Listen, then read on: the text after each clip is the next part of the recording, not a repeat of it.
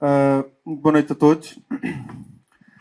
Antes de mais, quero agradecer a presença, terem vindo cá esta noite para esta tertúlia. O meu nome é José Oliveira, sou colaborador na Associação Teia de Impulsos, organizadora do Teia de Ideias. Para quem não conhece, Teia de Ideias é um conjunto de tertúlias que tem sido realizado ao longo dos vários anos. Este ano é a nossa 6ª edição, com um total de 5 episódios.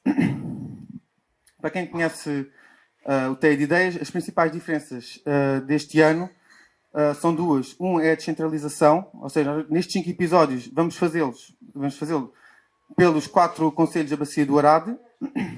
E a outra principal diferença é ter um tema, podemos dizer assim, chapéu, que vai ser comum a todos os episódios do Teia de Ideias, bem como às jornadas do Arade, que é Terras do Arade, valorizar o património.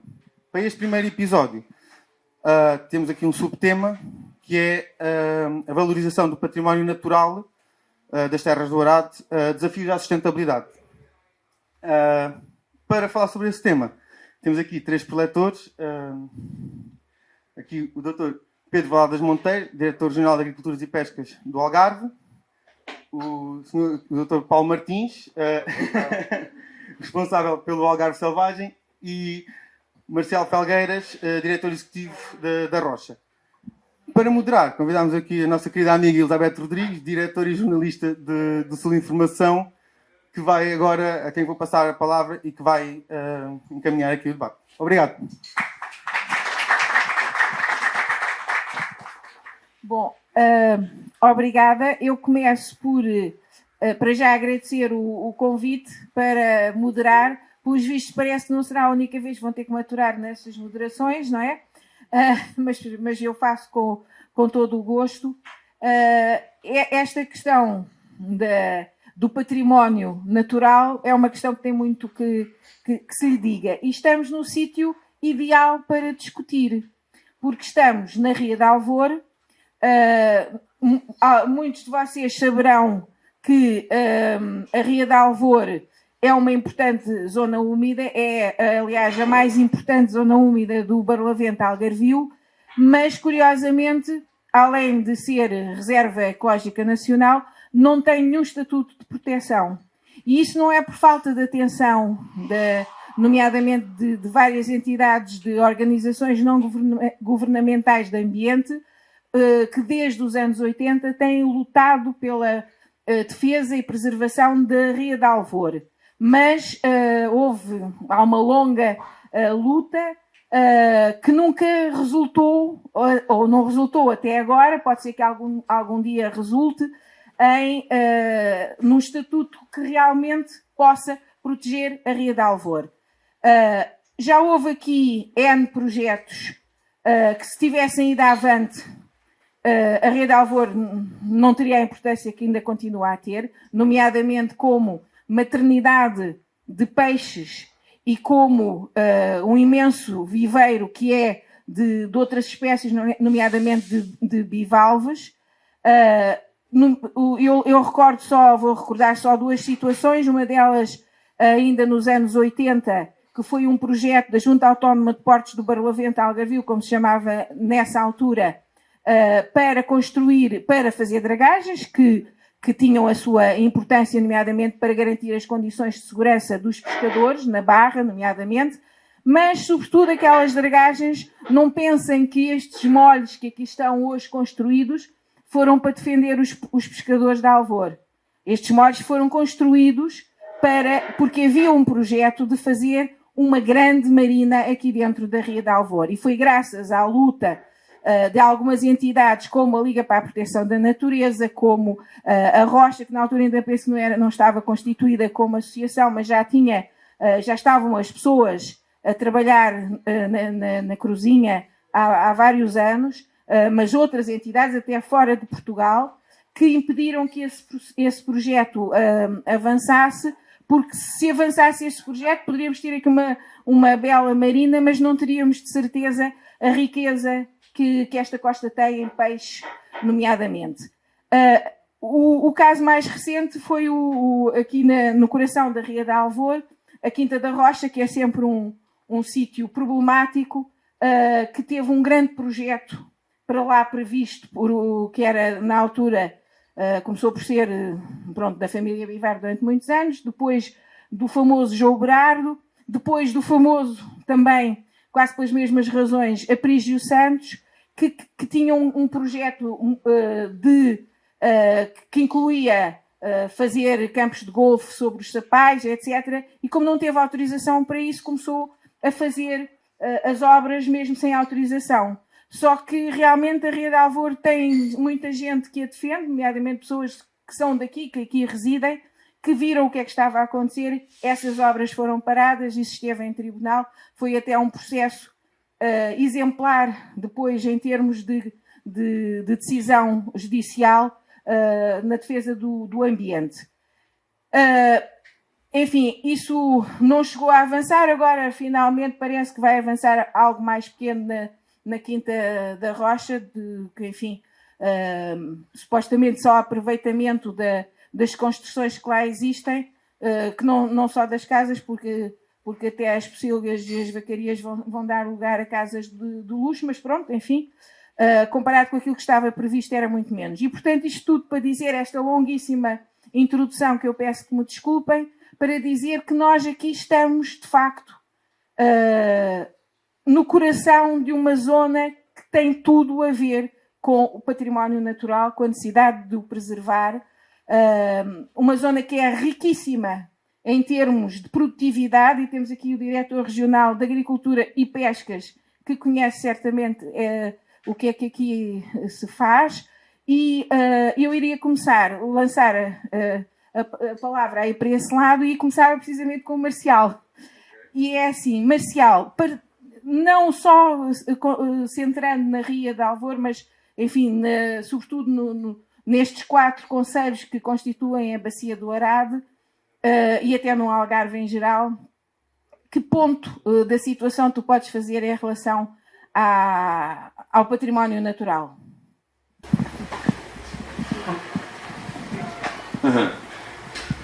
Boa noite, antes de mais, a todos, e muito obrigado por estarem aqui, pelo convite também. O ponto da situação não é propriamente famoso. Nós temos neste momento 3 áreas protegidas oficialmente, oficialmente são mais do que 3, mas reconhecidas como áreas protegidas: o Sapal Castro Marim, o Parque Natural da Ria Formosa e a Costa Vicentina e o Sudoeste Alentejano, fazem parte do Algarve. Um diretor do Parque Natural da Costa Vicentina e Sudoeste Alentejano, que tem mais ou menos, está responsável por gerir 95.000 hectares de terreno, disse-me há uns anos atrás que nós, na nossa pequenina Associação A Rocha, temos mais pessoal a trabalhar do que ele tem para todo um parque natural. E, portanto, quando as áreas protegidas estão descapitalizadas de capital humano, estão descapitalizadas de capital financeiro e acabam depois por ficar subjugadas a diretivas que vêm superior a elas, não se pode dizer que a situação esteja famosa. Por outro lado, temos alguns resquícios de esperança, porque surgiu a Rede Natura 2000 e isso aí trouxe mais zonas que, não sendo áreas protegidas, fazem parte da rede de áreas de conservação da natureza em Portugal, das quais a Ria de Alvor faz parte, o próprio sítio do Arado de Louca, a Monchique, etc., que nos dá alguma esperança a mais. Mas, uma vez mais, são zonas que não têm planos de gestão de ordenamento do território, não têm capital humano associado e, de certeza, que não têm capital financeiro associado para a gestão dessas zonas. E nós, em Portugal, sofremos muito deste drama de fazermos conservação do ambiente por decreto. Decreta-se, faz-se um decreto-lei, que esta e aquela área é protegida, elenca-se um conjunto de espécies, um conjunto de medidas, um conjunto de coisas que queremos proteger, mas depois não há dinheiro para proteger, não há dinheiro para fiscalizar, não há dinheiro para investir a benefício das populações locais e, portanto, é uma conservação da natureza pobrezinha e que só cria depois anticorpos entre as populações que estão abrangidas por aquelas áreas, porque só vêem proibições e nunca veem nada de benefícios por estarem a viver dentro de uma área protegida. As coisas de esperança que também vejo é um pouquinho iniciativas como surgiu agora na Lagoa dos Salgados, em que, curiosamente, é o ICNF que dá início à criação de uma reserva natural ali nos Salgados. Claro que os interesses imobiliários são enormes, e é curioso que quando nós falamos em património, há sempre uma associação de valor com as coisas.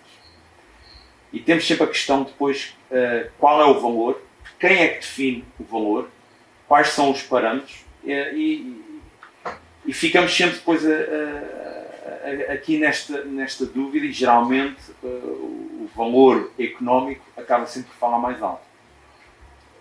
Não é de surpreender que, por exemplo, as alterações climáticas tenham entrado na agenda das preocupações ambientais. E tudo porquê? Porque no início dos anos 2000 o governo britânico decidiu pedir a um economista para ver quais seriam os impactos económicos com as alterações climáticas. E o famoso relatório Stern, que saiu em 2006, veio com um cifrão muito grande nas consequências das alterações climáticas. E, infelizmente, é muito por causa disso que nós geralmente acabamos por valorizar, por dar valor às coisas. Se aquilo tem lá uma etiqueta com um preço associado ou não. Hoje em dia acabamos por fazer quase o mesmo com a natureza, com os chamados serviços dos ecossistemas.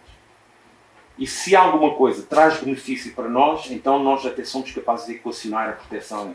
Uma plantinha, muitas vezes a gente pensa qual é o valor que aquela planta tem? Um espolário, qual é o valor que o espolário tem? Pois, geralmente é um bocado aquilo que tu começaste por dizer. Quando nós começamos a pensar que um estuário é a maternidade onde os peixes vão desovar, vão passar os primeiros meses de vida e que depois vai significar não só benefícios económicos para os pescadores, benefícios económicos para a restauração local e benefícios para a nossa própria saúde. Mas, infelizmente, é quase sempre por motivações económicas que nós temos que estar prestes a fazer conservação da natureza. E, nesse aspecto, eu fico sempre um bocadinho frustrado. Obrigada, Marcial. Eu passava agora aqui ao Pedro Valadas Monteiro, que é diretor regional de Agricultura e Pescas, como eu há pouco disse, e que, em relação a esta questão do património natural, e sobretudo tendo em conta estes 4 conselhos, o que é que a Direção Regional de Agricultura, portanto, que importância é que a Direção Regional de Agricultura e Pescas vê nesse património natural? Bom, antes de mais, então, boa noite. Quero agradecer o convite.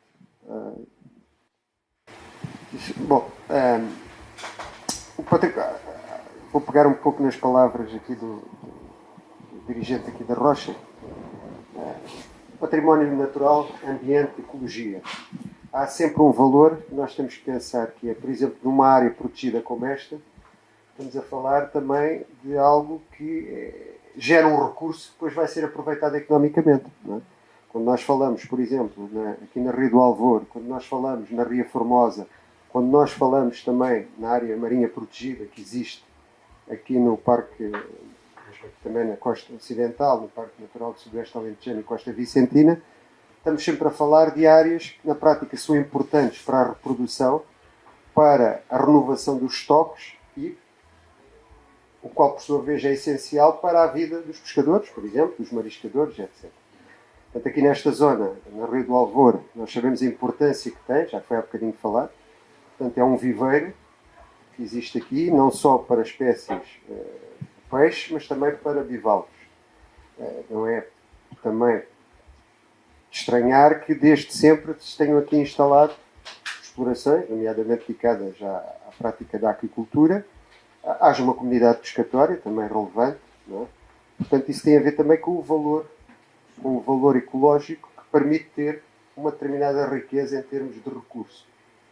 A Direção Regional está preocupada, evidentemente, com a sustentabilidade e com a manutenção das condições para que os estoques sejam sustentáveis. Porque só isso é que permite depois manter a atividade económica subjacente, nomeadamente a da pesca, da aquicultura, etc. Esta zona é particularmente sensível, é uma zona muito apetecível, como foi falado do ponto de vista do imobiliário. Aliás, normalmente o que nós temos é que há o tipo de turismo que nós aqui temos, também é um turismo que assenta-se muito na exploração do recurso natural. Não é? O turista vem para cá à procura de praias com águas tépidas, um determinado sol, alguns equipamentos, mas há outros turistas que vêm à procura também da componente da natureza, da componente ambiental. E, portanto, isso também é algo que muitas vezes também adiciona uma pressão adicional sobre estes sítios. Por isso é tão importante, como há bocadinho falava, a necessidade de nós termos estas áreas protegidas, fundamentalmente estas áreas ordenadas e com planos de gestão, para que cada um saiba exatamente aquilo que é possível fazer ou não é possível fazer e também quem fiscaliza tenha instrumentos para poder fiscalizar. Porque muitas vezes o que acontece é que,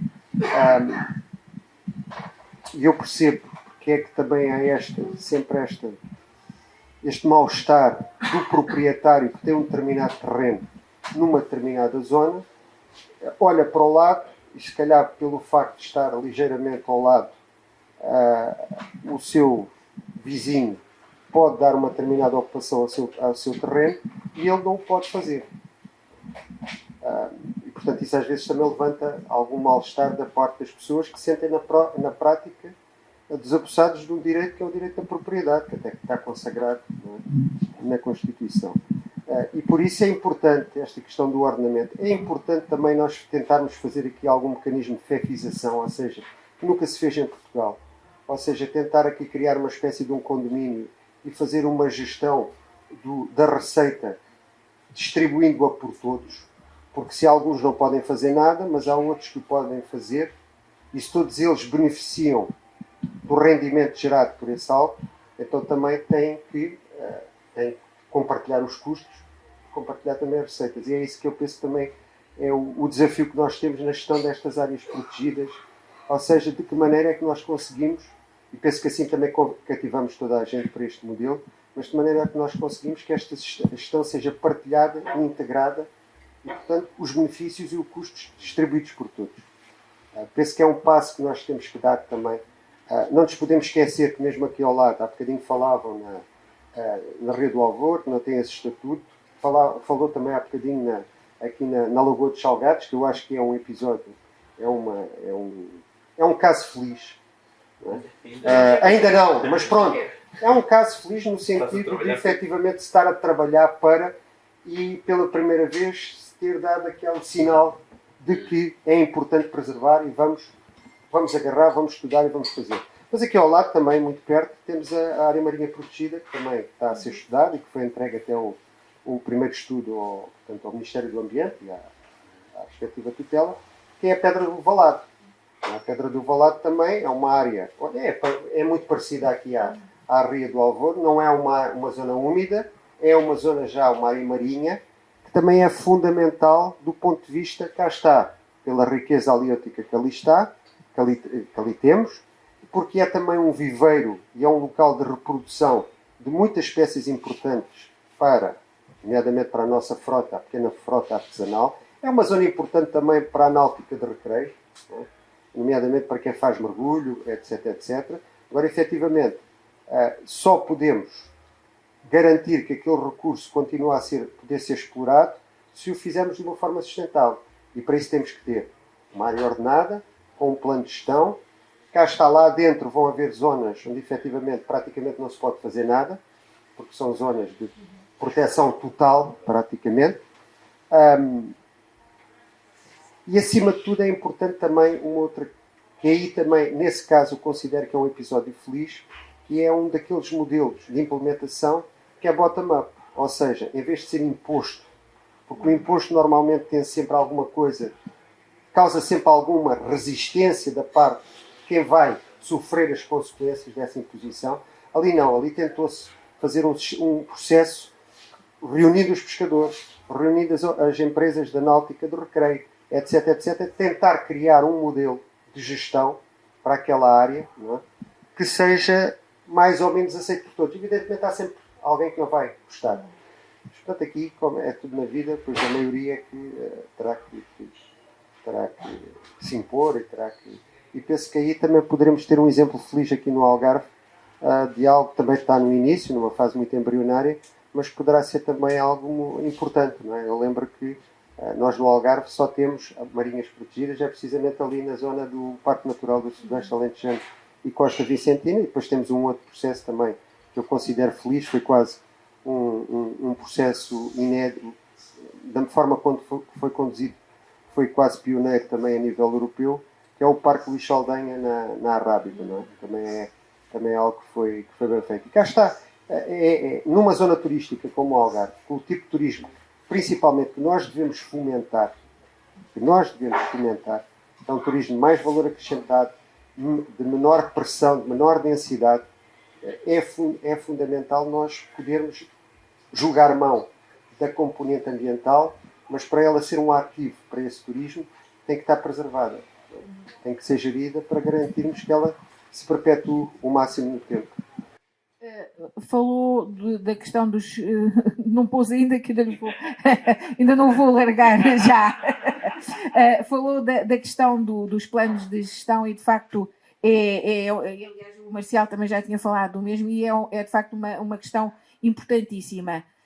Mas muitas vezes o que se verifica em Portugal e aqui no Algarve isso é notório, mas não só, no Alentejo, etc., é que, por exemplo, ao nível da exploração dos recursos, seja na agricultura, seja até na aquacultura, etc., não há... as coisas não estão planeadas, digamos assim. Não se sabe qual é a capacidade de uma determinada área para ter uma determinada cultura, não se sabe se existe água para, por exemplo, na agricultura, para irrigar todas essas novas áreas que surgem, não há um limite estabelecido para as atividades, como se os recursos fossem ilimitados e infinitos, que não são, não é?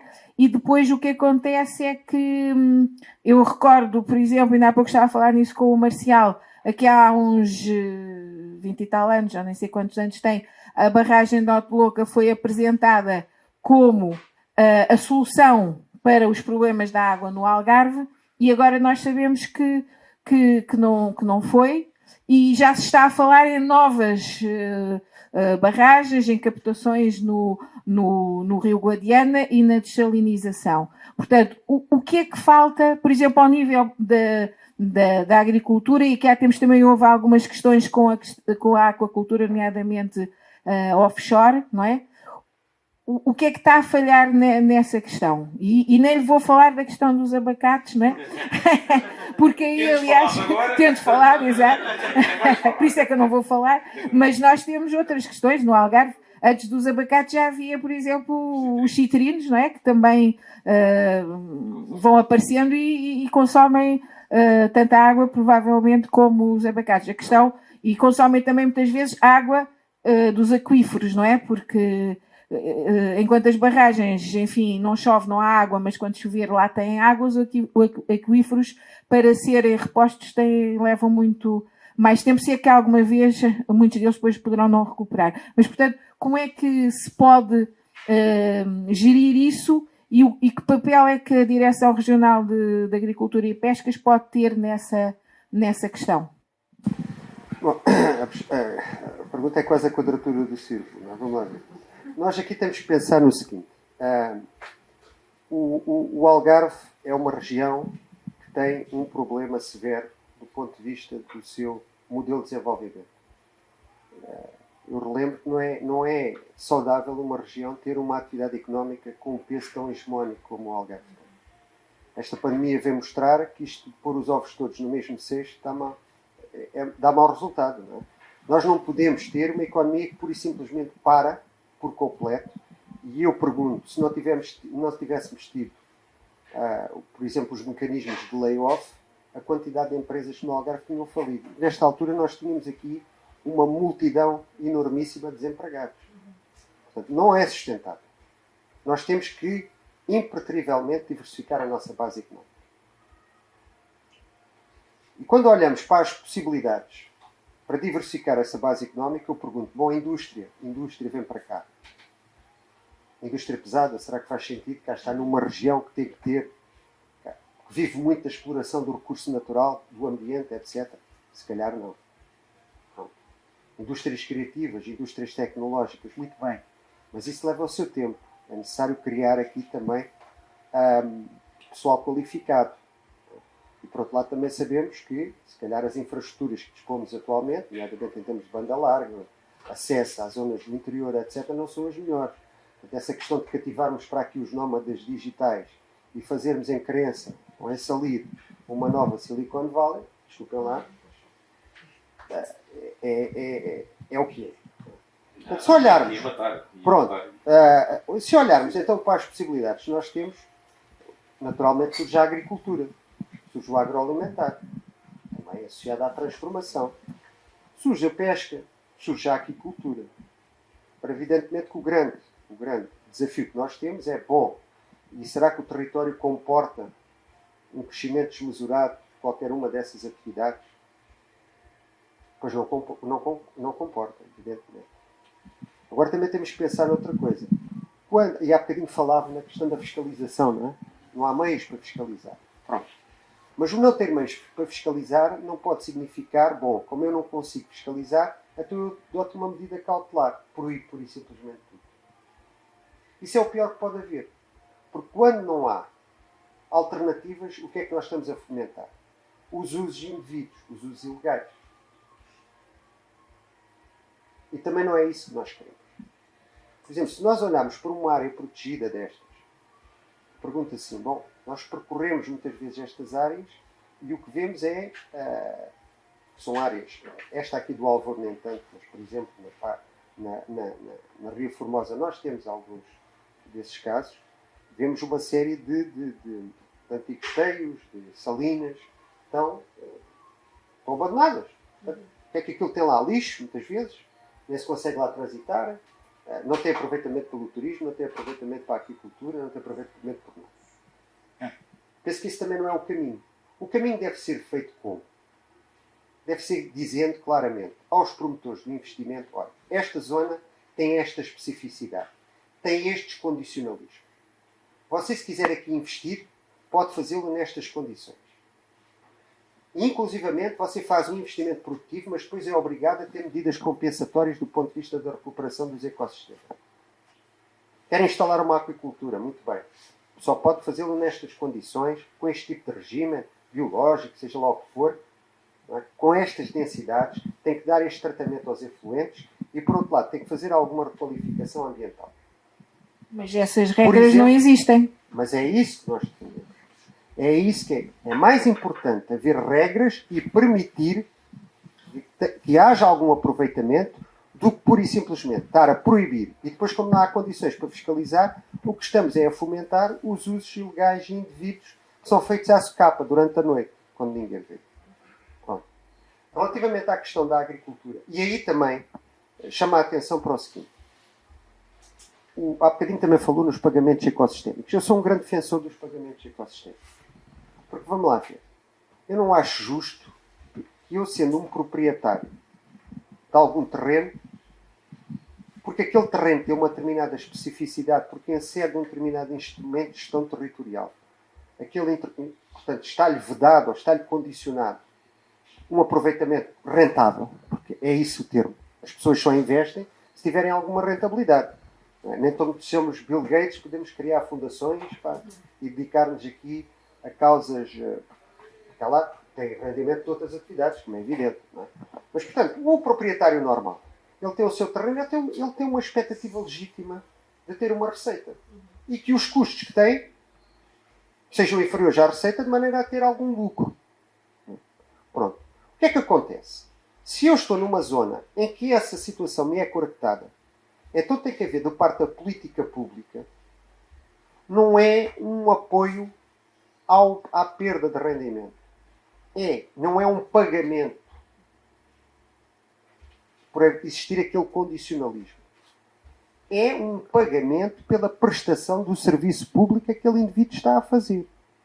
Se aquela parcela é importante para eu ter lá uma floresta de proteção, que é importante como para fazer o sequestro do carbono, para fazer a regularização dos ciclos hidrológicos, para eu ter no litoral ar puro, água de qualidade, para eu ter água nas barragens, ou infiltrar-se nos aquíferos, e se por essa via aquela pessoa não pode ter uma atividade, se não tivesse aquelas limitações, daria mais rendimento. Então essa pessoa tem que ser compensada por esse serviço público. Nós não nos podemos esquecer que o Algarve é das zonas do país que tem mais restrições do ponto de vista de algum condicionalismo de natureza ambiental. Temos mais de 40% do território.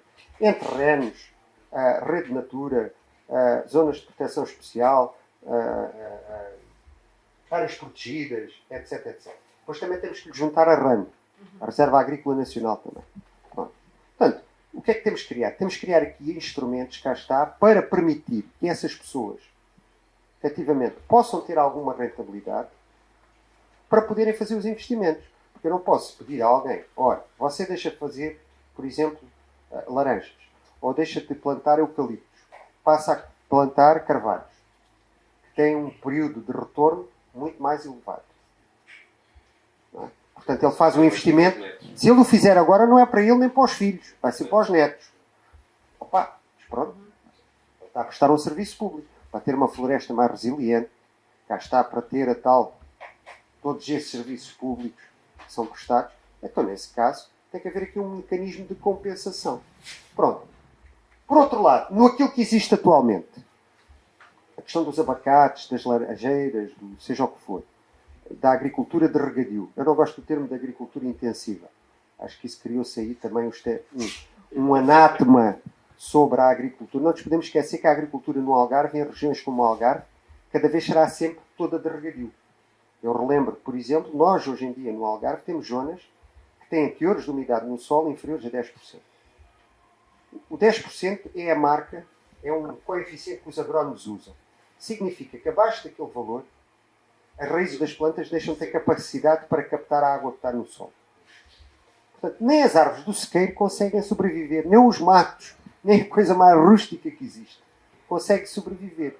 Portanto, a agricultura. Hoje em dia nós fazemos alfarrobeira já com sequeiro ajudado, com regadio, nos primeiros anos.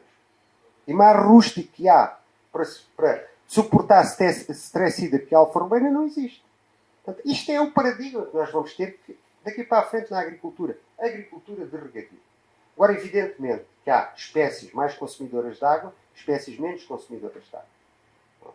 E o que nós também defendemos, por exemplo, para evitar que isto a páginas tantas, criemos aqui um monstro quer dizer, o receio de estar a permitir fazer, faz com que nós, inclusivamente, façamos interpretações um pouco exacerbadas daquilo que a lei impõe. Ou seja, como tem receio de estar a decidir, pura e simplesmente obriga a fazer algo que a própria lei não exige, ou não é tão claro exigir. Então o que nós defendemos é pura e simplesmente um planeamento. Ou seja, há determinadas zonas onde nós podemos ter um determinado tipo de agricultura que até pode crescer. Outras zonas já atingimos o limite do recurso. Tem que haver outro tipo de agricultura, com outras espécies. E, inclusivamente também, não nos choca que criar um mecanismo, tipo consulta prévia, em que um promotor de numa área acima de determinado valor, com uma espécie mais consumidora de água, possa, através de um mecanismo expedito, submeter, em sede de comunicação prévia, aos vários organismos que têm a tutela do território, nas suas várias áreas, recursos hídricos, a REN, a Reserva Agrícola, áreas protegidas, etc., de maneira a que esse investidor possa saber logo de antemão, olha, sim senhor, aí pode fazer isso. Não, pode fazê-lo, mas só nestas condições. Ou então, pura e simplesmente, não pode fazer. Porque o pior que pode haver para um investidor é, pura e simplesmente, ter um projeto, pedir um financiamento e depois ficar ad eterno, à espera de uma resposta. E cá está. Não havendo resposta, qual é a atitude muitas vezes natural? Avança-se. E o avançar é que é o mal. Ok, obrigada. E agora, passando aqui ao Paulo Martins, já se falou aqui várias vezes do turismo e o Paulo Martins tem uma empresa que se dedica ao turismo, digamos, que tem tudo a ver com este património natural, não é? E não só, certamente não só aqui na Ria de Alvor, em toda esta bacia do Arado há um potencial enorme para o turismo de natureza. Qual é a sua experiência a esse nível? Olá, boa noite. Em primeiro lugar, agradeço à TED Impulsos o convite. Eu estou do outro lado da conversa, estou na parte prática, da parte do turismo, a dar a conhecer, portanto, a riqueza ambiental da Ria e não só, de outras zonas do Algarve. Em particular, na Ria de Alvor, a Ria de Alvor e os seus afluentes, as suas duas ribeiras, e também do Arado, do Rio Arado, o potencial é enorme. Mas estamos a falar num nicho de turismo, não um turismo de massas, um turismo de natureza, que pode trabalhar o ano inteiro. Enquanto no verão existe uma pressão mais de turismo de massas, no inverno até há mais riqueza a mostrar, riqueza natural, aves principalmente, que durante o verão, porque nesse período imigram para outras zonas e a partir de setembro, né, setembro, outubro, começam portanto, a fazer paragem cá e a se fixarem. Portanto, o turismo aqui na Ria, dentro da minha área, é feito muito com caiaques, pela Ria, desde a parte da cultura, explicar a cultura dos bivalves, tanto da parte da cultura como a natural. Portanto, são zonas em que desde criança, desde miúdo, que frequento e conheço perfeitamente, e através também das caminhadas e a observação de aves. Agora, há realmente poucas condições e pouca promoção nessa área. As condições também não... Vejamos como é. As condições temos que aproveitar a natureza pura como ela é, não é? O turismo, de certa forma, a pressão do turismo, o volume de pessoas também aumentou nestas zonas, o que acaba por alterar também um bocado o comportamento das aves, principalmente. Acaba por, e tenho notado isso. Também, a nível da Ria, há... Como é que dizer isto? A Ria está dividida entre a parte dos bivalves, a parte da penha livre, aí é a parte, penso que é a nascente, a de nascente, e a oeste, e a de poente, a de exploração. Eu penso que haja um excesso de apanha de bífalos. O limite de captura por pessoa não é cumprido. E vejamos, porque se forem... Da apanha livre, não é? Das pessoas que vêm sim, da apanha livre. E vêm apanhar, não é? Há Exatamente. alturas que, de facto, eu já tenho assistido, e, aliás, lá na zona da Quinta da Rocha, aquilo são dezenas e dezenas de pessoas com baldes e sacos, não é? E baldes exatamente, e baldes, e sacos. E não há tal fiscalização. Só há de vez em quando, não é? Enfim. Essa fiscalização eu penso que não seja o método. Eu penso que em determinados períodos se devia fazer um defeso de todas as espécies, para que elas se possam reproduzir e crescer. Porque se a apanha for livre e o berbigão, por exemplo, o berbigão não chega a crescer, e vemos isso, os berbigãos ficam pequeninos, apanham o berbigão muito pequeno, apanham ameijo, apanham um ligueirão, e são dezenas de pessoas. Portanto, tudo isto é um fator negativo na parte ecológica. E a sua empresa também promove atividades fora portanto, por exemplo, na Serra de Monchique, Serra de Silves, assim? Serra de Monchique, Costa Vicentina, essencialmente, é uma área que eu conheço muito bem. E são mais clientes portugueses, clientes estrangeiros? Assim, neste momento, há uma moda, tem, vá lá, 10, 15 anos, passou a ser moda o turismo de natureza. Aquilo que anteriormente as pessoas se opunham, não queriam. As pessoas preferiam vir do interior para a cidade. Com o tempo as coisas alteraram-se e agora passou a ser uma moda fazer as caminhadas em contato com a natureza. É uma boa moda. É uma boa moda, é verdade. É verdade. É verdade, e felizmente.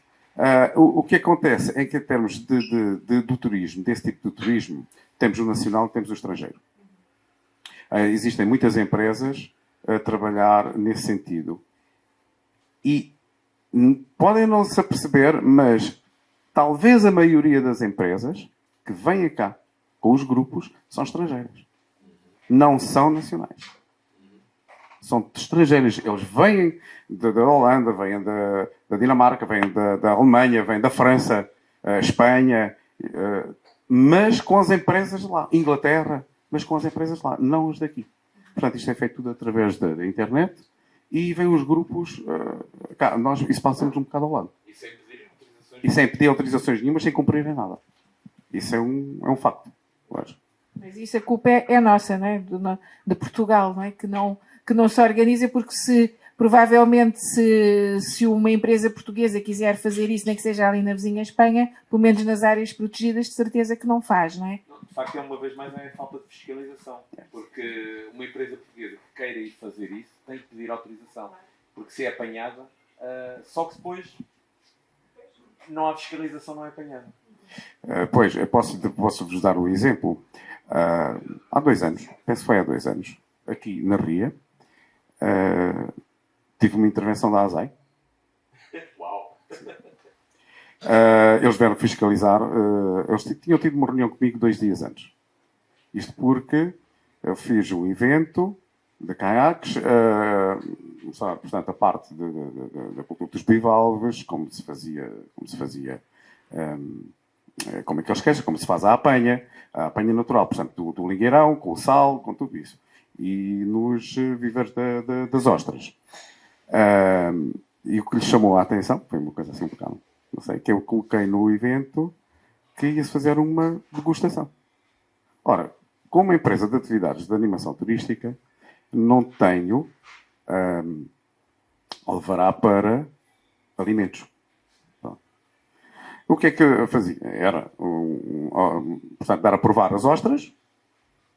Mais nada, dar a provar as ostras. As pessoas, depois de verem os viveiros, não é? Explicar como é que a ostra como é que é feita a semente, como é que entra nos cestos, qual é o período de crescimento até entre os 9 meses a 1 ano até à sua comercialização. E fui fiscalizado. Mostrou-lhes a documentação toda e disse: não pode, não posso. Então, porquê? Não. E assim, como é que apanha as ostras? Não apanho as ostras. As ostras, o peribão que apanho é natural, não pode. Ok, então qual é o processo e como é que eu posso fazer? Tem que comprar a ostra toda depurada, não sei o quê, não sei o que mais. Ok, tudo bem. A partir do momento que for essa diretriz, e assim comecei a fazer. Eles do domingo estavam a fiscalizar. Às 8h30 da manhã estavam aqui a fiscalizar se eu tinha exatamente feito isso. E mostrei-lhe, abri-lhes a arca, as ostras depuradas no cesto, compradas na terra na Quilha de Marisco, depuradas com tudo ali. Então está tudo ok. Ou seja, às vezes já parece que há um bocadinho de radicalismo, mas não deixa de haver uma certa razão, porque imaginamos o seguinte: se nesse período houver uma contaminação, e se o marisco for apanhado naturalmente, ele pode estar contaminado, pode ter uma bactéria. Claro que há que ter esse conhecimento e ver a informação de que nesse período podemos fazer. Pronto, acaba por o marisco depurado ser o mais seguro. E a partir daí foi assim que comecei a fazer. Se eu pudesse só pegar aqui uma coisinha, porque foi falado aqui acerca da recolha de bivalves e lingueirão e tudo isso. Nós, como Associação de Defesa do Ambiente, uma das coisas que temos estado a reparar aqui na Ria é a acumulação de lixo plástico. E um dos itens mais comuns é agora aqueles coisinhos do sal refinado. E porquê? Por causa do pessoal usar aqui um pão lingueirão. As pessoas não fazem ideia de como estão a destruir o seu próprio ganha-pão. Porque tudo aquilo, ao longo de X anos, e ainda tivemos agora um estudante de mestrado da Holanda a fazer aqui um trabalho connosco, em que conseguiu provar que o plástico, quando entra no sistema, está anos, possivelmente, aqui dentro do sistema, lentamente a degradar-se, lentamente a largar poluentes para a água, que depois todos nós vamos comer. E nós corremos o risco de os bivalves daqui de Alvor, que têm uma qualidade extraordinária, por falta de cuidado com o lixo que nós próprios criamos, estarmos aqui a dar conta, a dar cabo disto tudo. Quando as análises de qualidade dos bivalves começarem a detectar o problema dos microplásticos dentro dos próprios bivalves, é toda uma economia que está em risco. Eu detesto usar argumentos económicos, mas às vezes é a única linguagem que as pessoas compreendem. E daí que os particulares, ou quem vai fazer recolha levem o lixo convosco. Não custa absolutamente nada, levem o lixo convosco. Há zonas em que esse tipo de apanha com sal é proibida, não é? Sim, porque também cria problemas de competição. Exatamente, né? Mas pronto. Mas já nem falamos nessa questão, falando apenas na questão do plástico, porque realmente não é só aí. Por exemplo, na zona de Odeceixe, na Ribeira de Odeceixe, eu vejo isso lá, dezenas, aliás, daquelas embalagens do sal fino, não é? E da Ria de Formosa a mesma coisa em certas zonas. É incrível a quantidade de lixo e as pessoas andam ali alegremente e não sei. Há qualquer coisa que está a falhar nas campanhas em relação ao plástico, não é? Isso é principalmente o fator de formação e educação das pessoas. Esse é o principal. Há falta, portanto, claro, isso acontece. As pessoas não querem saber. Que informação as pessoas têm? Não é? As pessoas. Ninguém ouviu dizer que. Muito também a falta de civismo. Civismo, essencialmente. É assim. É isso. É civismo. As pessoas sabem, mas estão-se bem bem. Exatamente. É mais fácil. Para que é que eu ia estar a levar aqui este lixo para casa, que nem pesa muito, é mais o volume. Eu posso contar um episódio, já agora só um episódio. É a questão do civismo e é também quer dizer, é um contrassenso, que era aquilo que você dizia, quer dizer, eu vivo disto. Para isto medrar, não é? Para ter condições, tem que estar saudável. E eu depois não penso que aquela atitude que eu estou a ter está a contribuir precisamente para fazer o contrário. Ou seja, para danificar o ecossistema de onde aquele recurso provém. Não é? Portanto, na prática estou a destruir o meu ganha-pão. É a velha história do é isso. Eu lembro-me de um episódio, pronto, mas isto tem a ver com a formação das pessoas. Eu cada vez penso mais que é isso. Quer dizer, nós podemos fazer campanhas, eu não acredito que as pessoas não conheçam já os malefícios do plástico. Desculpem lá, não acredito. Portanto, quando alguém deita uma embalagem de plástico, um saco de plástico, alguma coisa para um areal, uma beata de um cigarro, etc. Essa pessoa sabe perfeitamente que está a fazer algo que não devia fazer e que está a prejudicar o ambiente, está a prejudicar outros, está a prejudicar a ecologia. Mas falam porque está-se a borrifar, desculpem lá a expressão. E dá-me mais pena ainda quando são pessoas que efetivamente depois vivem daquilo. Esses então, choca-me ainda mais, não é? Porque é que... Eu lembro-me que aí há uns anos atrás, na Madeira, uma das minhas filhas até vinha, e então fizemos nem fui a conduzir nem nada, fomos lá numa excursão, num autocarro e tal. E então fomos até à floresta lá em Silva. E nunca me esqueço que o indivíduo, o guia, que ia lá connosco, portanto parou lá no mirador e tal, para a malta contemplar, e faz um certo impacto, não é? Aquilo que ali está, efetivamente é bem cuidado, é bem gerido, etc. Bom, e então, a páginas tantas estava lá uma sujeita, uma senhora aqui do continente, e estava resolveu comer um repousado. Resolveu comer um repousado e não faz mais nada. Abre o invólucro e tal, deita o plástico. Bom, eu estava a ver que o guia a atirava lá para baixo, para ir buscar o raio do invólucro. Mandou-lhe uma rapecada, mas impressionante. Disse assim, escute lá, mas dizer, se você já vi que não se preocupa nada com o ambiente. Não? Isto é tudo eito, interessa ver a vista, depois vai-se embora, nunca mais cá volta, fica todo contente. Olha, já estive na Madeira, deu lá umas passetes que é giro e tal. Mas quando você tem uma atitude destas, tem que pensar que está a destruir precisamente o meu ganha-pão. Porque nós aqui vivemos, não é, da exploração deste recurso para o turismo, mas para isso temos que ter o recurso em boas condições. E aquilo chamou-me a atenção, quer dizer, o brilho com aquele indivíduo. Defende, cá está. Não defende só, se calhar também por formação, não é? Porque é alguém que tem essa preocupação ecológica, mas também defende-o porque sabe que, quer dizer, só tendo aquilo saudável, não é? E bem preservado, é que ele continua a ter turistas para lá levar para mostrar alguma coisa. Quer dizer, eu chegar a um sítio e ir mostrar uma lixeira, não tem clientes, queiram lá ir, não é? Portanto, eu penso que é isso. Eu acho que também é muito. Tem que ser feito muito desde ter idade, pela base. Nós temos que inculcar precisamente a importância de explorar os tais 3 eixos do desenvolvimento sustentável, não é? O económico, o social e o ambiental também. Não é? Isso começa na escola, logo desde os jardins de infância. Depois, muitas vezes, os petizes, mas eles depois, os mais pequenos, também servem para disciplinar os próprios pais. Também é importante, não é? Aquela atitude do já vi tudo e estou-me a brufar e eu acho que tem. Pronto. Desculpa lá, Marcial, mas eu se calhar agora até ia passar também a palavra para quem está aqui a ouvir-nos e que certamente também quererá dizer qualquer coisa, colocar alguma questão, fazer algum comentário. Não sei se alguém quer dar o pontapé de sair, se calhar aqui o Sr. Presidente. Desculpe lá, mas alguém terá que dizer. Com algo fácil. Bom, obrigado, Elisângela. Boa noite a todos. Estava tudo combinado.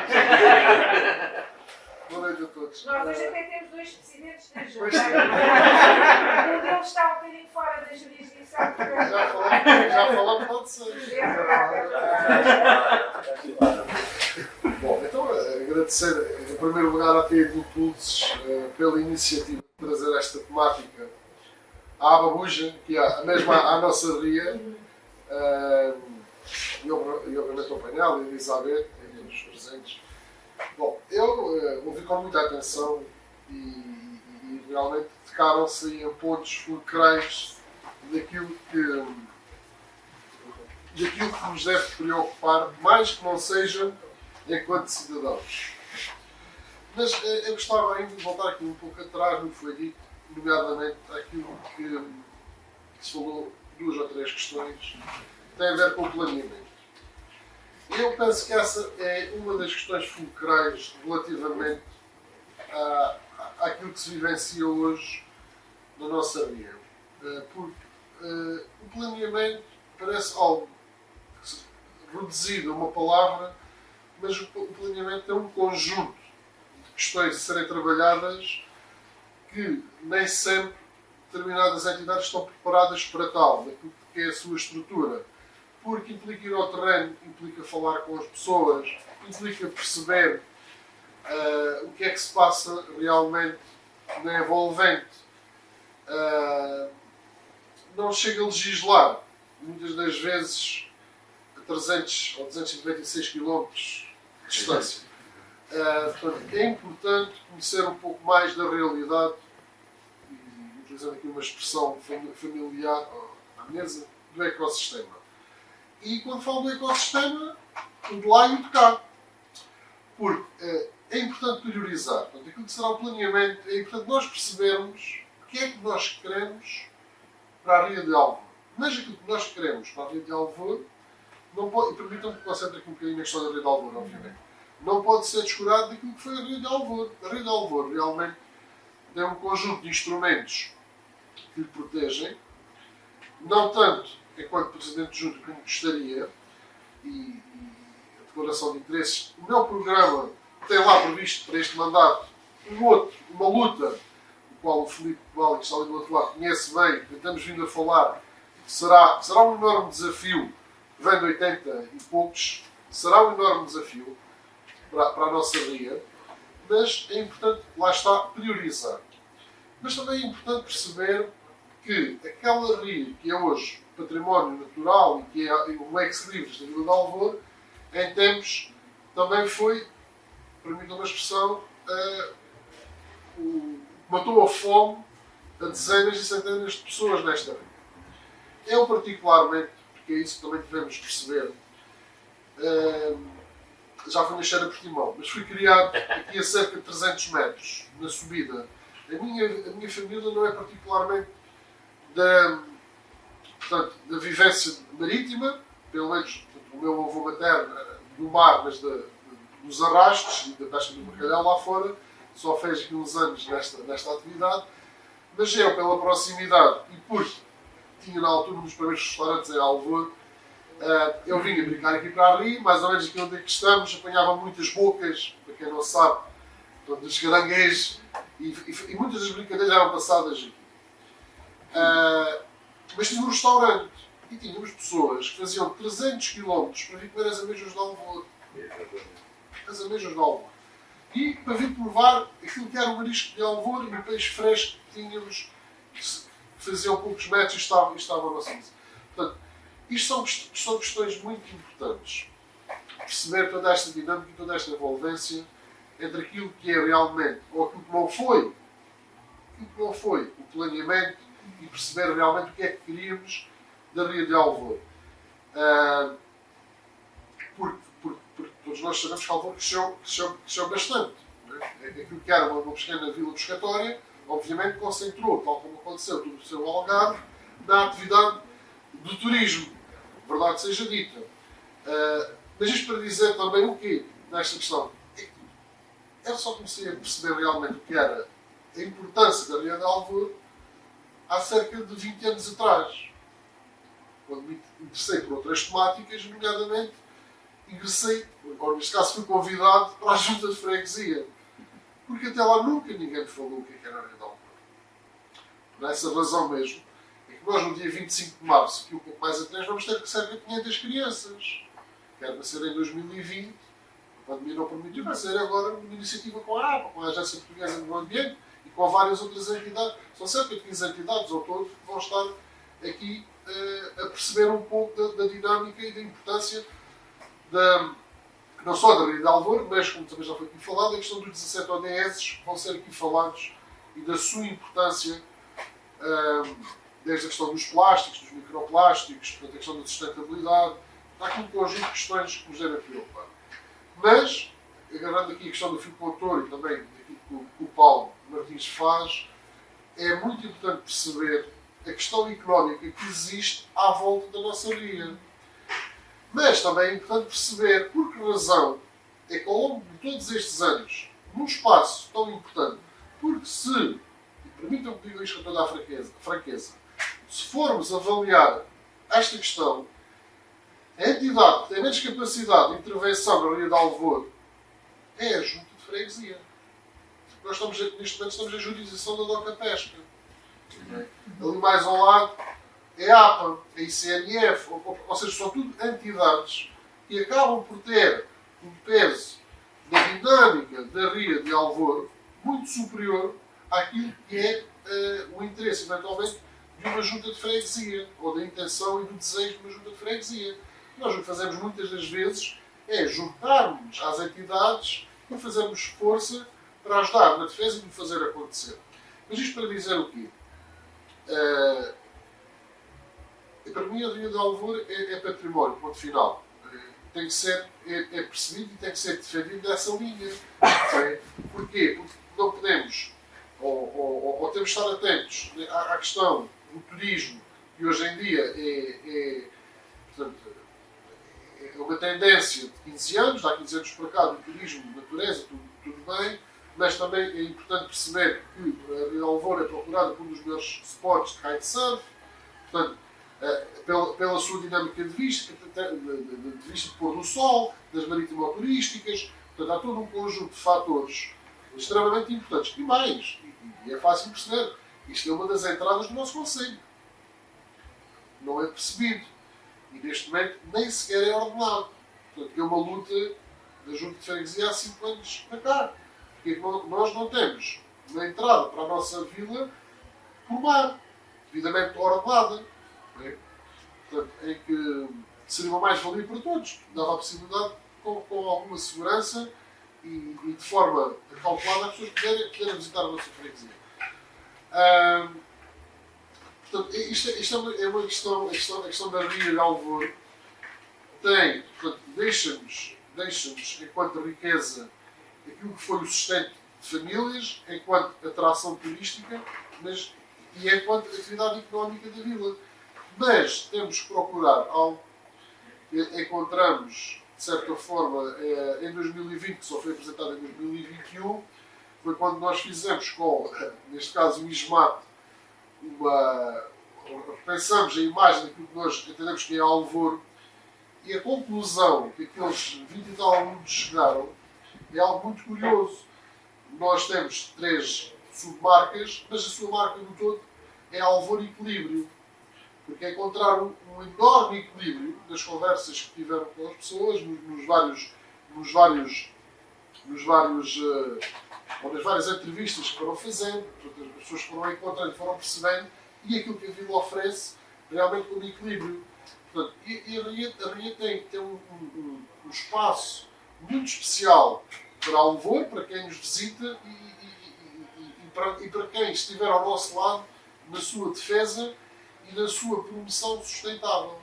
Porque, ao fim e ao cabo, é isso que nós entendemos que é assim que deve ser valorizada e defendida nesse sentido. Se calhar já falei demais. Na próxima vez não vai. Eu ia fazer uma pequena maldade que ia perguntar aqui à Paula, que é o que ainda ontem, já nem sei, encontrei no Museu de Portimão com um bando de criancinhas e que durante muito tempo esteve ligada ao PREA, que era o Programa Regional de Educação Ambiental pela Arte, que foi uma coisa que o Algarve teve inovadora e fantástica e que deixou sementes. Deixou muitas sementes. Queria que falasse um pouco dessa questão, Sim, se falou aqui da necessidade da educação, não é? Da educação.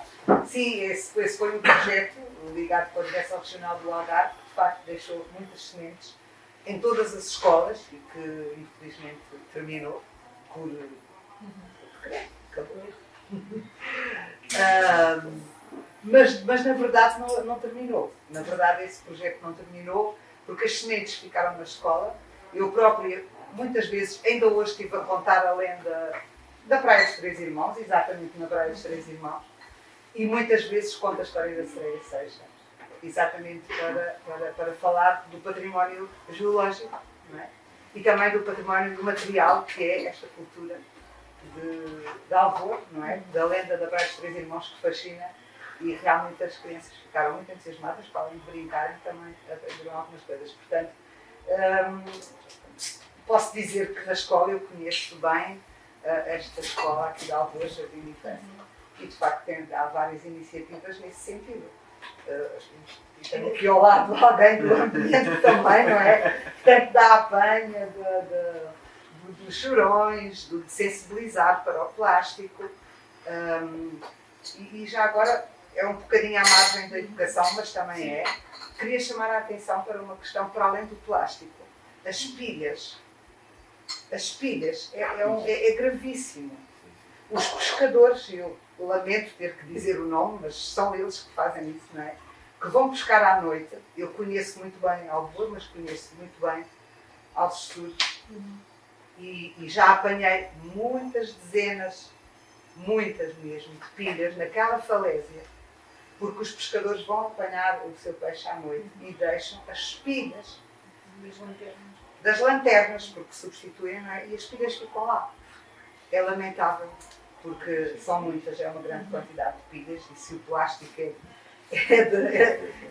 péssimo, então as pilhas, São as pilhas, são as caixas do isco, sim, as garrafas assadas da Superboc, é os restos de linhas e anzóis, etc. Portanto, há realmente muita falta de cuidado a esse nível. A nível da educação, eu penso que nas escolas as crianças são bastante sensibilizadas e são elas muitas vezes que incutem junto da família que é preciso reciclar, que é preciso ter cuidado. Portanto, isso está sem dúvida assim. Obrigada, Eu posso só acrescentar uma coisa Sim. sobre esta questão. Vamos lá ver. Este modelo aplica-se melhor à parte marítima ou à atividade de pesca, da agricultura, do que propriamente às atividades desenvolvidas em terra. E é algo que eu também sempre defendi e que infelizmente ainda não consegui ver uma única pescaria ser gerida através desse processo. Mas eu penso que é um processo que inclusivamente vai permitir, ao ser feito, que os próprios atores consciencializam daquilo que também são as suas obrigações.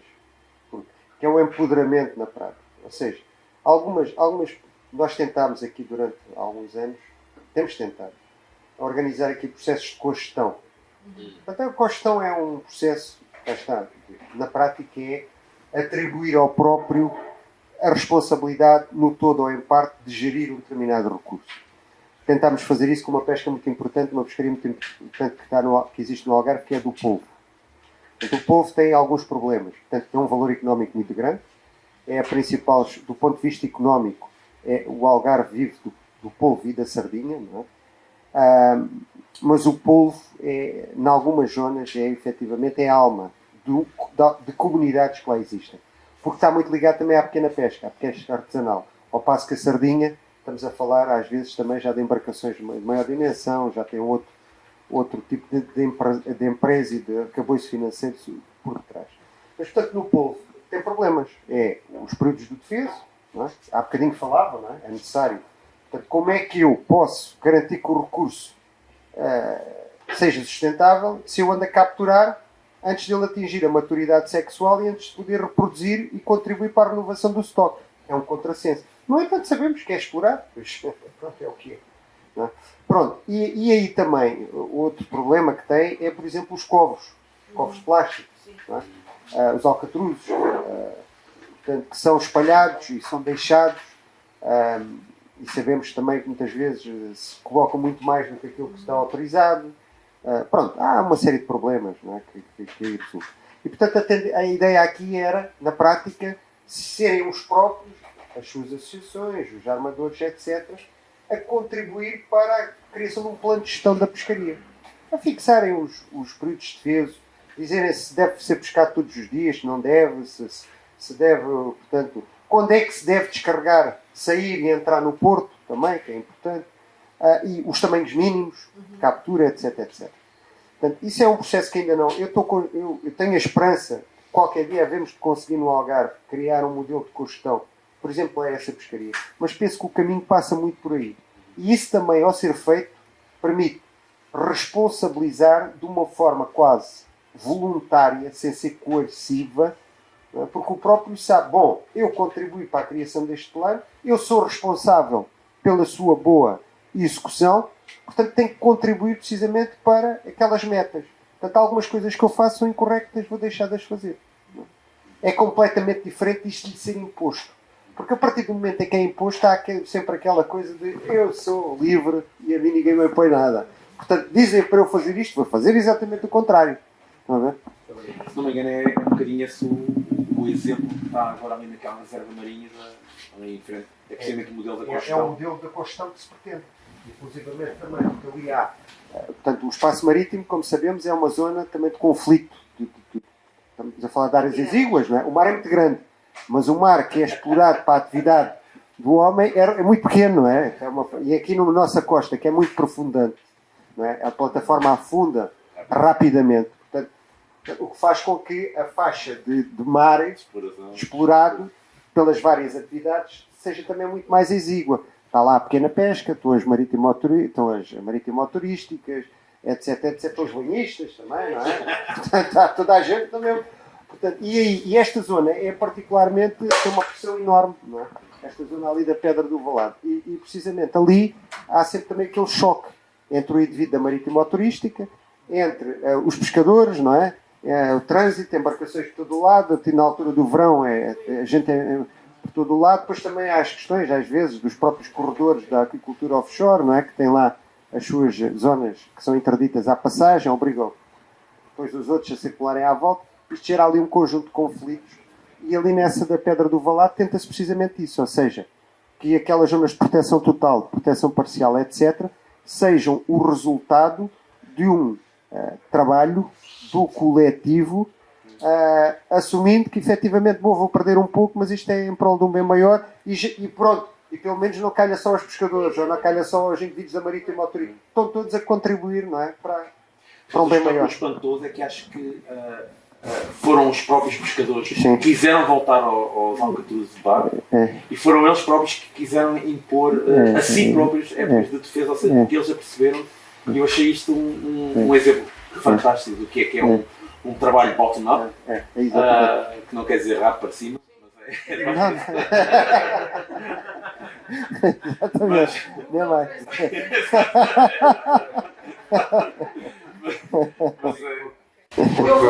Eu vou passar só aqui a palavra ao Luís Marcos, que faz parte também da direção da TEIA, não é? É um dos fundadores. Boa noite a todos. Só queria também dar aqui uma palavrinha, que de facto nós. Vou começar se calhar pelos mais pequenos que falamos ainda há pouco, e eu acho que é importantíssimo. Eu acho que vamos ter um mundo melhor, porque eu acho que os nossos filhos, os netos e filhos que estão agora nesta geração da educação, têm muito mais informação do que nós tivemos, portanto, falando da minha pessoa. E a informação positiva, informação para um mundo melhor. Portanto, eu acredito que isso vai acontecer. Portanto, nós, com esta associação jovem que temos e com as atividades que temos feito, temos sentido também exatamente isso. Acho que temos aqui um futuro visões, acreditamos nós. Claro que estamos a pensar no nosso território, porque nós saímos aqui um pouco para a Ásia, vamos nos assustar. É por isso que eu, quando falo de plástico, fico um bocado assustado, porque nós falarmos do nosso plástico, falarmos da nossa apanha, ou da nossa não poluição, é importantíssimo, porque todos nós temos que dar o nosso contributo e, de facto, irem apanhar e deixarem garrafas de sal, como nós temos visto, temos feito as nossas campanhas de recolha. E temos verificado que, se calhar, 50% do material que é dos pescadores, da nossa amostra, atenção, portanto, o vale é assustador. Não é? Depois, eu, como o Ivo disse, eu também passei aqui, neste sítio onde estou agora, que o meu avô distribuía gel para os pescadores, portanto, para conseguir conservar o peixe, e aqui eu passava com água por meio do carro, por meio do jipe, e conheço este território aqui de Alvor nessa altura. Claro que a pressão imobiliária, a pressão turística, chegamos a este ponto. Eu não estou a dizer que este ponto é mau, pelo contrário. Pelo contrário, não. Eu acho que tem pontos positivos e pontos negativos, como é óbvio em tudo. Agora, eu também acho e tenho a certeza que só temos esta ria neste momento, nestas condições, também porque trouxe as pessoas para cá. E é aqui este ponto que eu quero chegar, que é, nós não pensamos no nosso território, e eu vou falar do Algarve no seu todo. Eu estou em Monchique, trabalho em Monchique, e nós, para licenciarmos qualquer coisa na Câmara, só nos podemos falar ou analisar algo que está na zona urbana. Porque tudo o resto é de outros, seja quem for, da agrícola, da agroecológica, do ICNF, da Natura 2000 e agora da proteção da defesa da floresta. Portanto, e mais, podemos avançar para muito mais coisas. Portanto, eu acho que vamos esquecer, acho que coabitar tudo é importantíssimo, portanto, coabitar o turismo, a parte da construção, a parte do ambiente, o fundamental. Temos que coabitar com tudo. Mas não nos podemos esquecer de uma coisa, da população e de quem habita. Não de quem vem, porque quem vem para o melhor. Mas para o melhor, muitas vezes também deixa, como o Dr. Pedro disse, também deixa lá o papel de repousar. Portanto, isso não é isso que nós queremos, não é? Mas todos nós falhamos. Agora, eu acho que o fundamental é realmente pensarmos nas pessoas que habitam. Neste caso, no nosso território do Algarve, pensamos algarvios. Algarvios, se calhar não naturais, porque temos aqui muitos algarvios que não são naturais. Todos os que já vivem cá já sentem o Algarve como se calhar muitos algarvios não o sentem. Mas é fundamental pensar nessas pessoas. E pensar no território, porque eu penso que a regionalização, e eu não estou a dizer que isto vai acontecer ou não, mas a questão é, eu acho que a regionalização podia ser um bom passo positivo para que nós consigamos pensar no todo. Porque não podemos continuar realmente a pensar em áreas particulares. Falando para o Dr. Pedro, que está na parte da agricultura, que não faltam são terrenos agrícolas sem qualquer tipo de exploração, né? Pequenas faixas, pequenas ilhazinhas de território que estão nos planos diretores que não se faz lá nada, portanto, ou que já foi, ou eventualmente temos melhores terrenos já para a agricultura e que também não estão cadastrados. Portanto, eu só queria deixar esta mensagem e nós preocupamos isto muito aqui na nossa associação, que é com as pessoas. Portanto, eu acho que é fundamental pensar no território no seu todo e incluir as pessoas. Posso deixar só uma questão já agora, que é pertinente e escapou, porque é assim, nós temos que perceber, até porque, e aliás, e antes de mais, também com a vida velha, tenho que dirigir uma palavra ao Filipe. Ele já tem quase 20 anos de junta de freguesia e realmente o Filipe tem sido sempre a figura do município, da Câmara Municipal, que tem assegurado aqui algumas das ações que são feitas e obviamente o município dos seus apoiadores.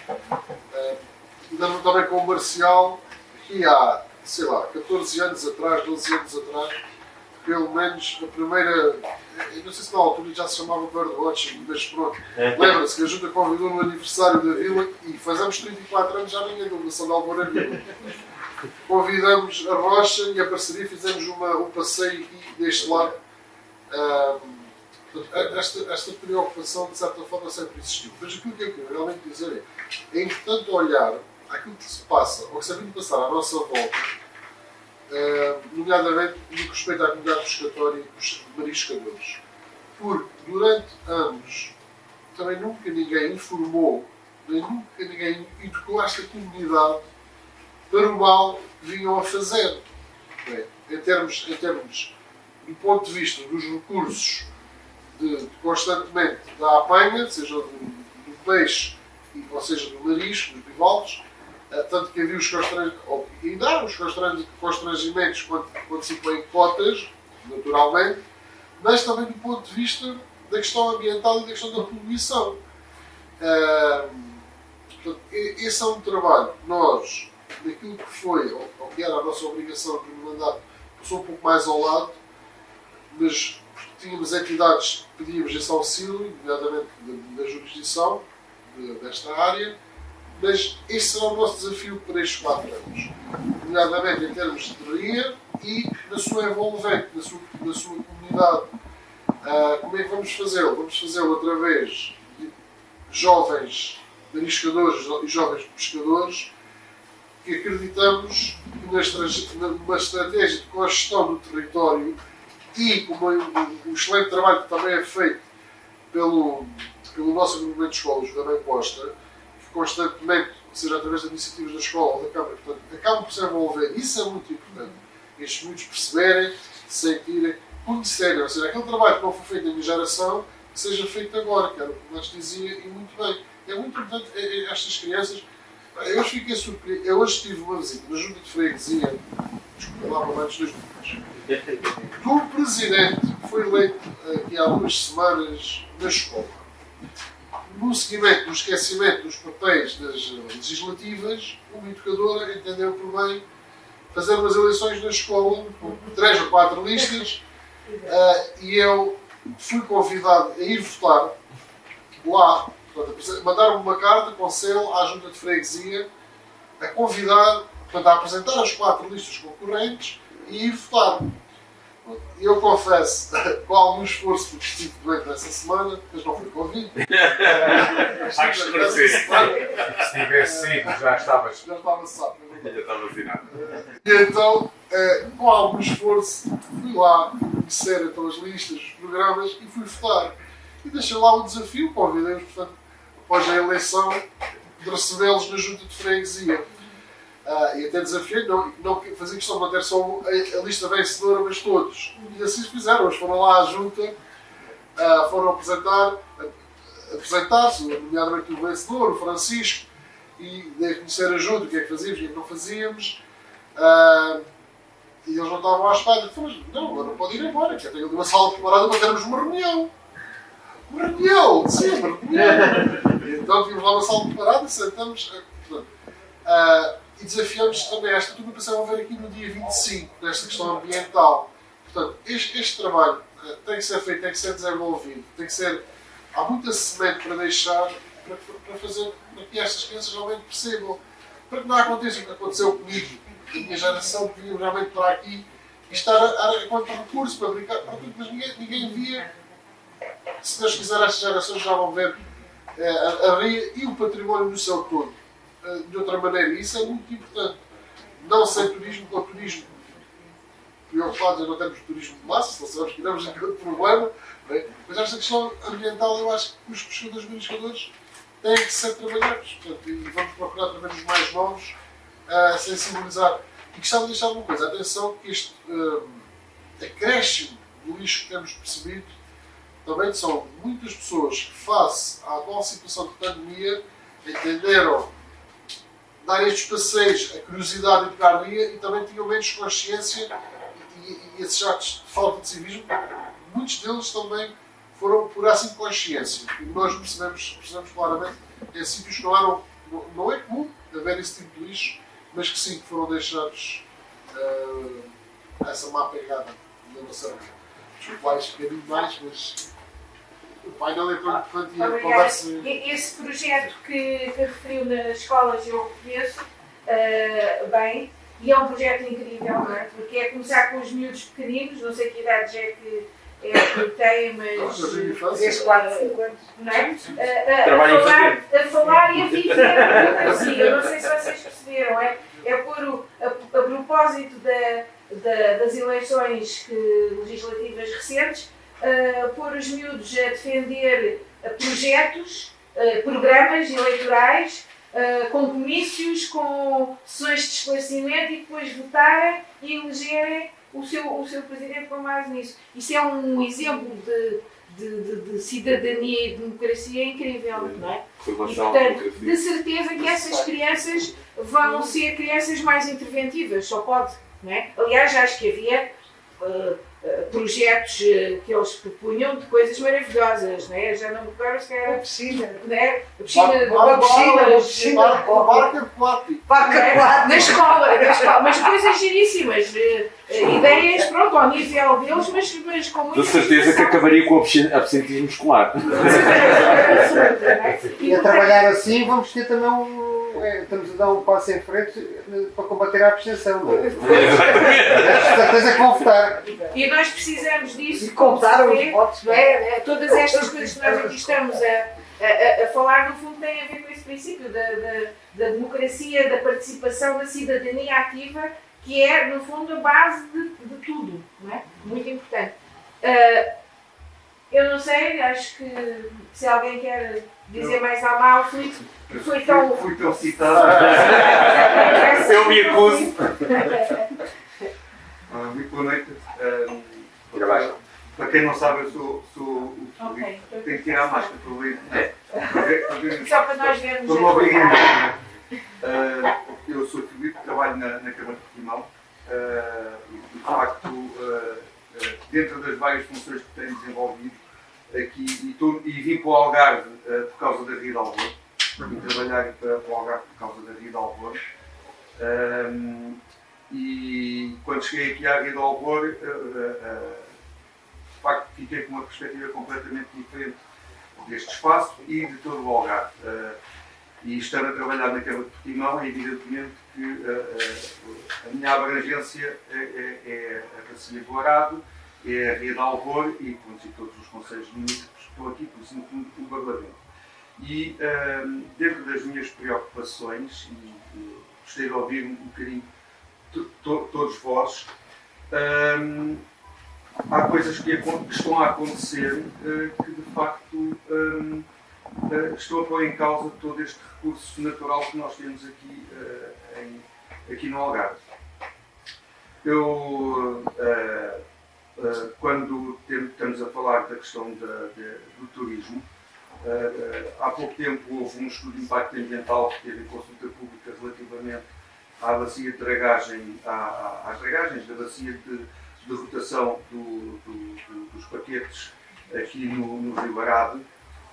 E uma das coisas que não foi contemplada neste estudo de impacto ambiental foi de facto a questão da biodiversidade e a questão do recurso heliótico, das larvas de peixe. Há um trabalho feito pela Universidade do Algarve que de facto mostra que a zona que vai ser afundada é a zona mais importante, com maior quantidade, quer em massa, quer em espécies de alevinhos que são recursos económicos e que são recursos que estão ali no estuário e depois irão, quando crescerem, irão para o alto mar. E que são um recurso para as comunidades pescatórias. E muitas vezes nós falamos da defesa da comunidade pescatória, mas esquecemos que o recurso que eles pescam e que é tão importante para nós na economia e na restauração, precisa deste espaço. E nós estamos, de alguma forma, a pôr em causa com algumas intervenções nestas zonas. Outra coisa que eu me deparo, e aqui é um repto aqui para o Sr. Diretor, nós temos um problema com a questão de algumas plantações. Neste caso, a Elizabeth falou da questão dos abacates, eu falo da questão dos abacates. Por exemplo, aqui no Morgado da Torre, uma plantação de abacates destruiu ruínas romanas que estavam registadas e que foram registadas pelos Estácio da Veiga no século XIX. A Câmara Municipal não soube de nada do que é que estava lá a acontecer.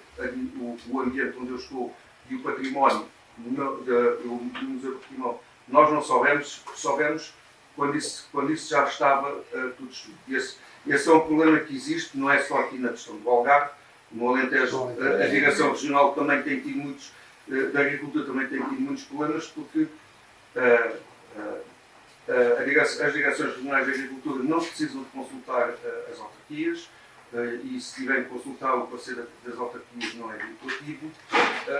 E o que acontece é que, de facto, o setor económico da agricultura, que é um setor importante e que nós precisamos comer, e precisamos dele, evidentemente, tem que também, de alguma forma, estar sensível a estas questões de património. Não é só a questão do património natural, é também o património cultural que nós temos.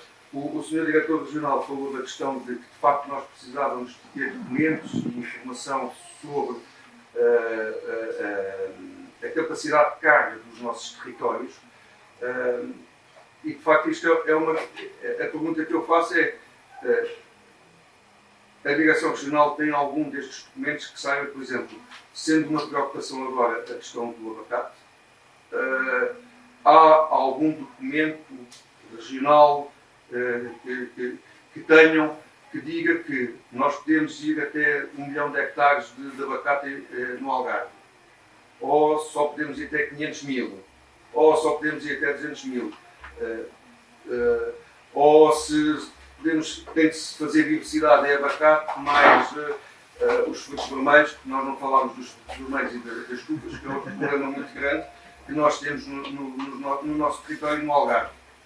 Provavelmente aqui na região do Parlamento essa é uma situação que não se coloca, não há muitas tufas, mas nós temos essa situação no perímetro de Rega do Mira, temos essa situação na Campina de Faro e à volta da Ria Formosa. Não é?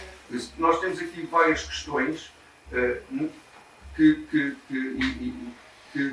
temos. Não é só a questão do turismo, é a questão da agricultura, é a questão das redes viárias, da questão das deslocações das pessoas de um lado para o outro. Eu recordo que há muitos anos atrás, eu ainda não estava na Câmara de Portimão, já estava no Algarve, quando se falava da Convenção de Combate à Desertificação, num colóquio, houve um vereador que disse para combatermos a desertificação, nós temos é que deixar construir casas na serra. Não é? Esse era o conceito de desertificação. Ele estava associado à desertificação demográfica e não à desertificação da Convenção de Combate da Convenção de Combate à Desertificação, que tem a ver com a questão do solo, não é? Questão de solo e questão de água, não é? E por isso nós temos que ter cuidado também com o tipo de terminologia que utilizamos, Porque aquilo que nós estamos a falar algumas vezes não é aquilo que nós queremos que as pessoas entendem. Okay? Então, são questões que se levantam relativamente ao desenvolvimento do Algarve, ao planeamento, ao ordenamento, que nós temos um portal que define algumas regras, temos PDMs que definem outras regras, e o que eu me deparo em Portimão e vejo acontecer nos outros municípios é que nós temos definido zonas de aptidão turística, mas essas não são ocupadas. São ocupadas, querem-se ocupar outras zonas que não estão consideradas como aptidão turística. Okay? E isso é uma coisa que me preocupa, porque é que nós então temos planos, ou este tipo de planeamento, não é? Quando estamos depois, aquilo que é planeado, depois já não interessa. Muitas vezes também tem a ver com o valor da propriedade, não é? Exatamente. Por isso é que, vamos lá ver, quando olhamos para uma cidade, temos os perímetros urbanos claramente inflacionados, sim, face àquilo que está construído e aquilo que está, inclusivamente, pedido na Câmara. E depois onde é que olhamos? Para onde é que se quer muitas vezes fazer expansão? Para as zonas de derrame. E porquê é que se quer expandir para a zona de derrame? O preço dos terrenos é claramente, não sei quantas vezes, inferior àquilo que é das áreas urbanas. Portanto, aqui também há um fenómeno de oportunista, não é? Aqui também passa pelo financiamento das autarquias, evidentemente, que é algo que se fala há muitos anos que deve ser revisto, não deve estar tão agarrado à construção e à questão urbana, não é? Isto é uma parte. Eu, como fui também chamado aqui para as questões de educação ambiental, de facto, desenvolvo, uma ação, é um trabalho que eu faço no Algarve há 26 ou 27 anos, desde que estou cá, e de facto tem sido um trabalho interessante, porque nós martelamos sempre na mesma tecla. Uma das coisas que eu me deparo é que os alunos, até ao final do primeiro ciclo, por isso até aos 10 anos, os professores e educadores martelam nestas teclas da questão da reciclagem, da redução de resíduos, etc., da conservação da natureza, que é a área onde eu trabalho mais, e de facto eles conseguem levar isto para casa, mas chegam ao segundo ciclo, não há, como o número de professores também aumenta, apesar de haver alguns professores a trabalhar nestas matérias, eles vão deixando isto para trás, e os próprios pais em casa depois começam a também dizer, esquece lá isso vai tudo para o mesmo sítio, vai tudo para o aterro, e no aterro depois fica tudo lá a monte. O que não é verdade, é verdade que vai tudo para o aterro, mas não, eles têm lá tudo separado em diferentes resíduos. É interessante também perceber que, e isso foi uma experiência que me aconteceu, foi extremamente gratificante há dois anos atrás. Estava num restaurante em Portimão, um rapaz que vai com os seus 20 anos, que vive num bairro social aqui e estava numa escola das mais problemáticas de Portimão, olhou para mim e perguntou se eu era o biólogo da Câmara, e eu disse que era, e ele ficou muito contente porque ainda se lembrava de uma visita de estudo que tinha feito 12 anos antes. Tinha sido uma das grandes visitas de estudo que ele tinha feito, e para mim foi extremamente gratificante. Aliás, há várias pessoas em Portimão que traumatizadas.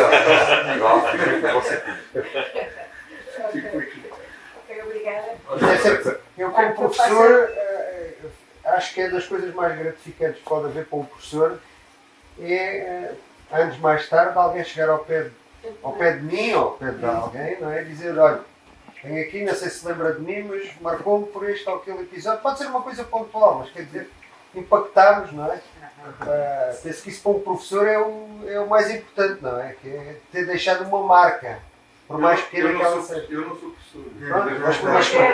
Mas estava numa atividade de educação. Exatamente. E agora o José Brito, que é um pioneiro como eu da luta aqui pela defesa da Rio. Mas já falando de traumas, eu vou contar uma história que aconteceu na Emar, quando nós recebemos a valência do lixo, fizemos uma coisa que foi oferecer a cada cliente um balde para separar o lixo. Isto foi há 20 anos. E lembro de uma senhora entrar lá para um miúdo, a senhora começou a fazer contrato, tudo bem, a menina dava a correr de lado para o outro. Quando a funcionária põe o balde em cima do balde, diz: isto aqui é para separar o lixo. O miúdo para, vai direto à mãe e diz: mãe, sim, estou desgraçada. Porque já sabia que ia aturar o filho a separar para se embora. Okay? Foi há 20 anos, não sei se o moço ainda continua com estas ideias, já passou aquela fase estúpida. O plástico desaprendeu. Bom, vamos. Ok. É bom sinal. Sim, não, só para ir no seguimento do que o Filipe disse. Porque, de facto, os miúdos só se interessam quando há interesse.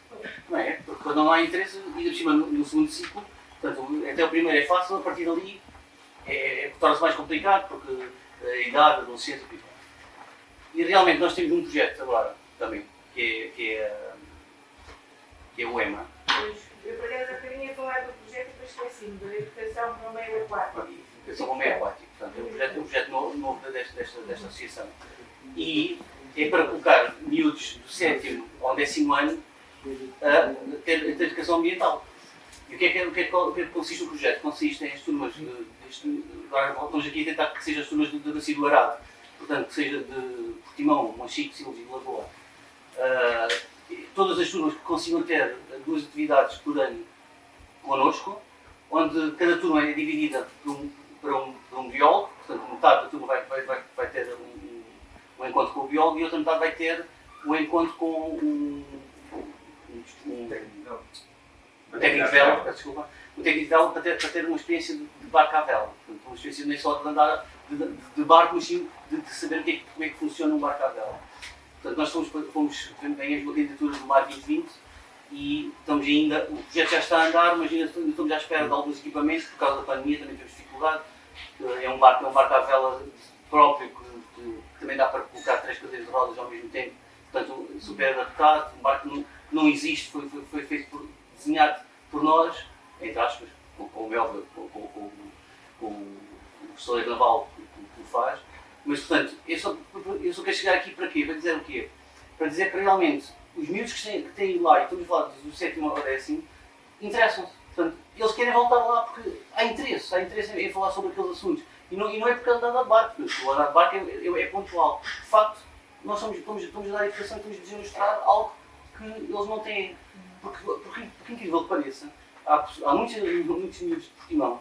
Portanto, Portimão, não estou a falar dos miúdos de Monchique. Às vezes até me engano, que até têm mais experiências do que os de Portimão. Há miúdos de Portimão que nunca andaram de barco. Há miúdos de Portimão que, às vezes, nós temos situações que nem vão à praia no verão. Portanto, é preciso perceber que isto parece tudo tão acessível e não é. Portanto, é a sua equipe partilhar convosco. Ok, então agora se calhar fazer o encerramento. Desculpa, eu só queria deixar aqui um ponto daquilo que sou, dos tópicos que se falaram. Eu estou na parte final, ou seja, o contacto com a natureza e com as pessoas é que leva. Como o Ivo bem mencionou, um dos fatores principais para a preservação do meio ambiente e vida,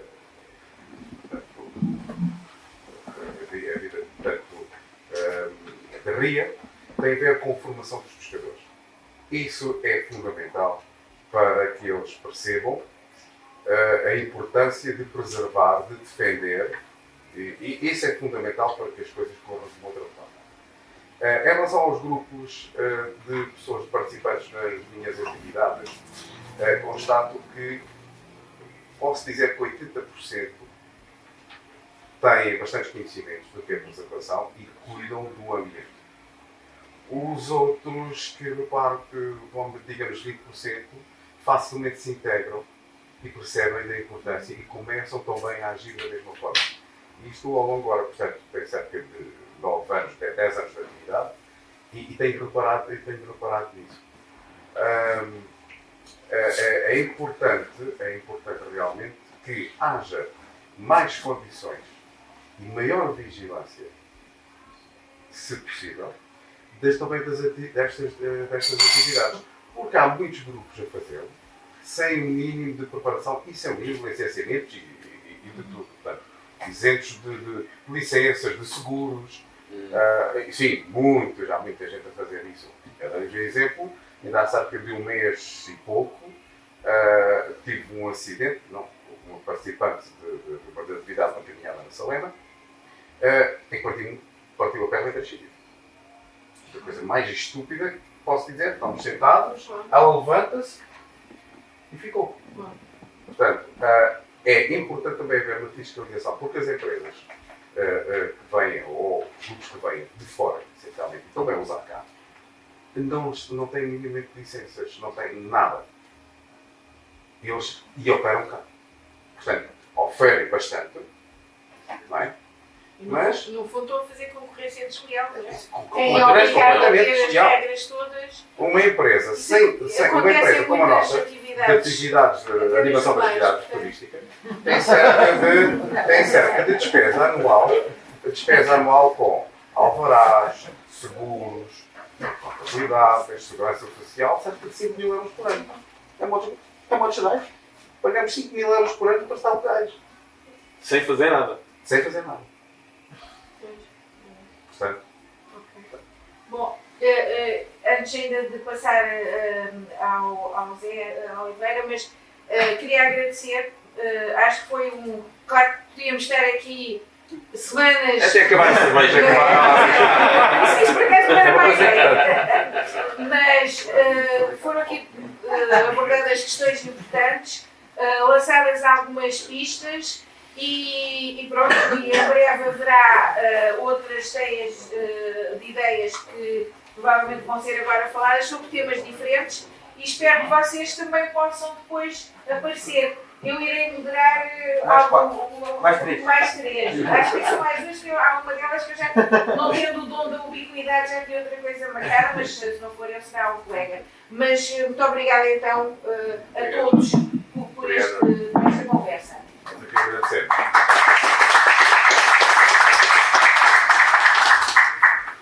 Pronto, antes de mais tenho que dizer que acho que foi um grande sucesso, porque duplicámos aqui o número de minutos que tínhamos pensado para tenho que fazer uma cábula, porque tenho aqui algumas informações para passar. Antes de mais quero agradecer as intervenções do público, acho que foi aqui um contributo muito grande para a nossa tertúlia, esta partilha de experiências e de conhecimento. Quero agradecer, claro, aqui aos nossos coletores e aqui à moderação da Elizabeth, foi tudo excepcional, acho que posso falar em nome de todos os presentes. E depois queria dar aqui outras informações. Agora, no dia 13 de março, às 10 horas, a TEI de Inclusos, em parceria com a Decathlon, vai promover uma ecocaminhada aqui na Praia Acessível de Alvor. Ainda há vagas para quem se quiser inscrever. Gostaríamos muito de participação, que vamos fazer a recolha de sais plásticos que tanto nos assustam. Além disto, quero fazer aqui um agradecimento também ao Café na Ria, aqui à Junta de Freguesia de Alvor, a pessoa do ICO, que está presente também pelo contributo, e convidar-vos agora a degustarem ou a provarem aqui os vinhos do Algarve que foram cedidos pela Comissão Vitivinícola, que é parceira também aqui nas nossas tertúlias.